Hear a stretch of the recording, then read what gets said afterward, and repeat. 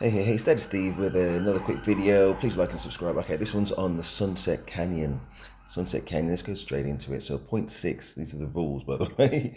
Only buffs on commander levels, talents, equipment, museum relics, formations, VIP, troop capacity bonuses will take effect. That means the VIP capacity bonuses, what that really implies is only VIP 18 does apply. Only VIP 18. Generally, my advice is you got to look at the people at the top and imitate success. Got to imitate success. They're obviously doing something right.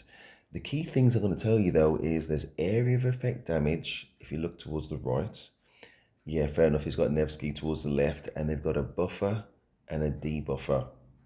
So they've got little elements of everything. So definitely, this is what you need. I'm going to do some analysis of this in depth to come. But please like and subscribe. Do not forget. Okay, so I'm going to contrast this with my own team and we'll go from there. So from left to right, I've already done a video on Luce, single commander video. For more information and just like Reprising, let me just kind of pad this out a little bit in as much as I'll give you a bit more context. Reprising was number one in the Lost KVK Canyon. You know what I mean? So you got these overlapping kingdoms and he was number one then too. So again, if you're going to imitate, you've got to imitate success. And fair enough, he is VIP 18, which means he's got that troop capacity bonus. That's definitely going to help. But even amongst these other whales, and he's most definitely a whale, most definitely a whale, this is the thing that he's chosen.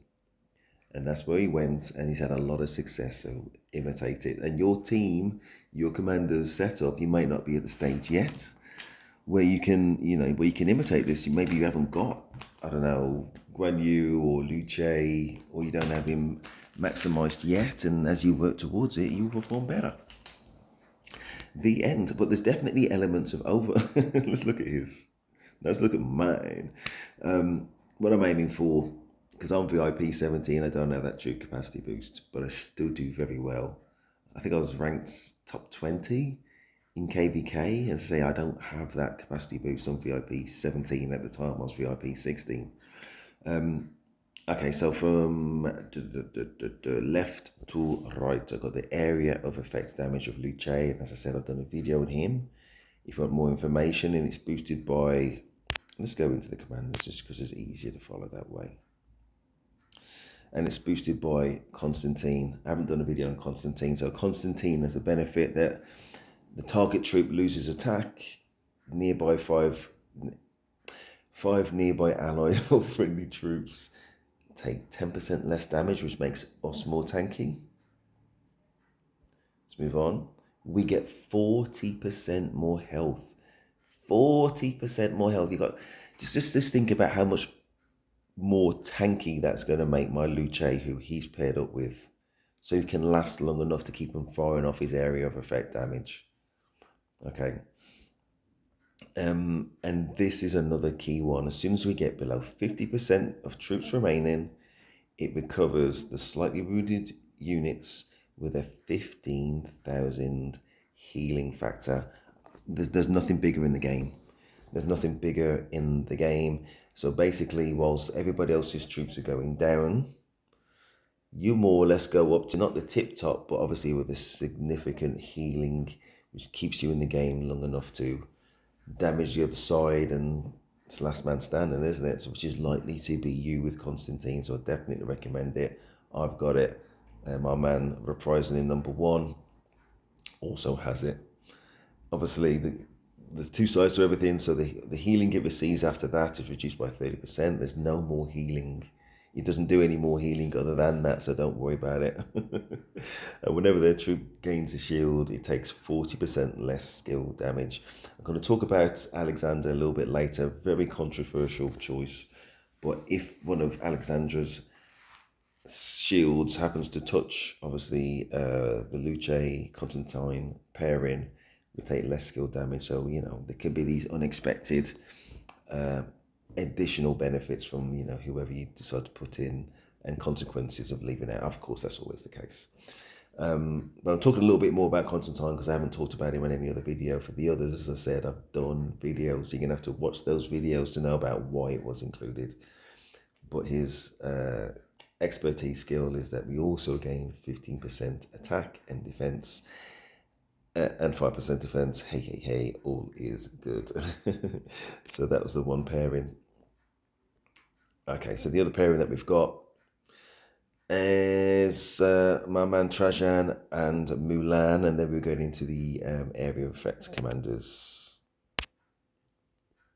Apart from obviously Sargon, who's not. Okay, so for Trajan, okay, let's go into the active skill. I'm going to have to talk it through just so you can understand about why it's included, obviously. So he does a token damage of 400 for 3 seconds, and up to and there's no damage reduction of 15%. Can you imagine that on 400? Wow. Anyway, for the next 3 seconds, 5 nearby allied or friendly troops, or 4 in the case of the canyon, get 30% more skill damage. So it's a buffer, a significant buffer, 30%. So your 2,000 damage that Huan Yu's doing, it's not 30, it's not 2,000 anymore. It's gone up 30%. It's gone up another 600, and so yeah, and it goes on. All right, it goes on. So that's a significant boost. Has about an extra 50 rage every second, but on the downside, for the next 3 seconds, or for the duration of the active skill, we also as in Trajan takes 25% more damage. Okay, but we on the same time we do have this defense boost and the health boost, and we've got this unit capacity boost, and it does do this additional direct damage of a whole 300 as a passive skill when we use our active skill. So the active skill in effect is it's not the 400, it's 700, including this direct damage factor. And also increasing the damage its current target receives by 20% for 3 seconds, but we're still only doing this target damage. Token damage, so don't overly worry about that. If this commander's troop is on the map, whenever it launches a basic attack, it gains 6% defense for 10 seconds. It can stack up to 10 times with a cooldown of 8. Basically, there's a defense boost. Okay, let's move on. So we got that one as a buffer stroke debuffer. Buffer of us, debuffer of them. Got Mulan for the next 3 active skill. For the next 3 seconds, up to 5 nearby allied or friendly troops, including this commander's troop. And if it doesn't say that it includes it, then it does not. Okay, if it doesn't say that it does not. Remember that. In general. Okay, so gains 20% attack, defense, and the key one of health. Don't worry about march speed. Don't worry about march speed. Okay, so if this is about the tankiness, about how long it's going to stick around to kind of buff or debuff, buff us or debuff the other side. If we're surrounded, their troop takes 5% less damage, and whenever it's hit by a basic attack, it has a 20% chance to reduce the attacker's rage by 100. So at least it doesn't say 10%.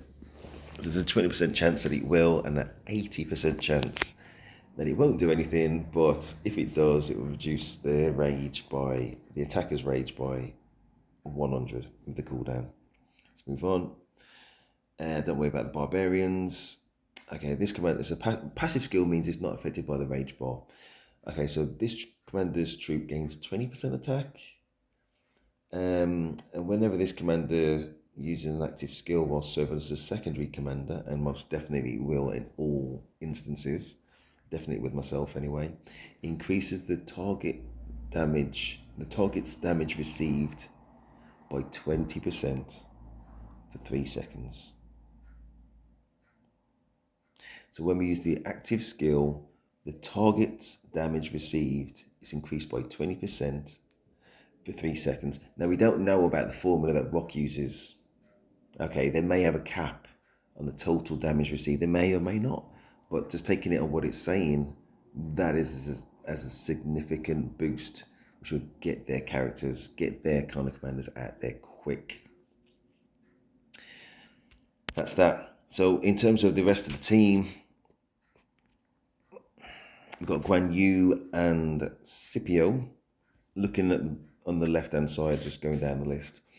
Guan Yu and Scipio obviously overlapping area of effect damage for Scipio as well. It does more damage, I believe, if it's silenced, or the rage is built up quicker if it's silenced. Either way, it's good news. It's a great pairing up with Guan Yu.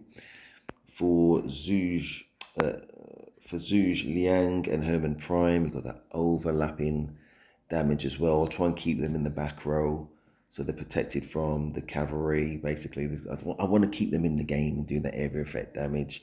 Infantry up front, archers in the back. For me, would always be cav in the back too, and that's where I roll. What's on that overlapping area effect damage, as I've said. The controversial choice, the work in progress choice I've got at the moment is a Sargon the Great and Alexander. I've done a video on Alexander, so if you've watched that video, and I suggest that you do, that I've made, you'll know why Alexander is a very controversial choice for me in this team, in this unit of 5 commanders. And he's just one of those. He's just a placeholder. He will definitely be replaced as soon as somebody else better to replace him. But I'm just not a cavalry man, and I'm just not an archer's man other than Zhuge Liang and Herman Prime. But if I was going to replace him with anybody, it would probably be YSG. Not as primary. I'd have YSG as a secondary, because I'm not that into archers. I don't believe in archers enough that I would invest in the equipment to get it to any kind of decent level. But as a kind of mismatched secondary, kind of 5th army in the circumstances, as I say, as a placeholder, that is a thought for me. That is a thought for me. And part of the reason why I've got Sargon the Great, as I say, he's just a placeholder as well. I don't want to go too much into his skills, but he's just tanky. He's just that little bit tanky. He's got that 20% health bonus. Every so often he gets a shield. It kind of mentions at the bottom there. In addition, it's a damage absorbing shield for 5 seconds. It absorbs a whole 300 damage, which is really token. But as I say, it's just a placeholder. And anyway, that's the main advice. Please like and subscribe. That's Steve, and I am out.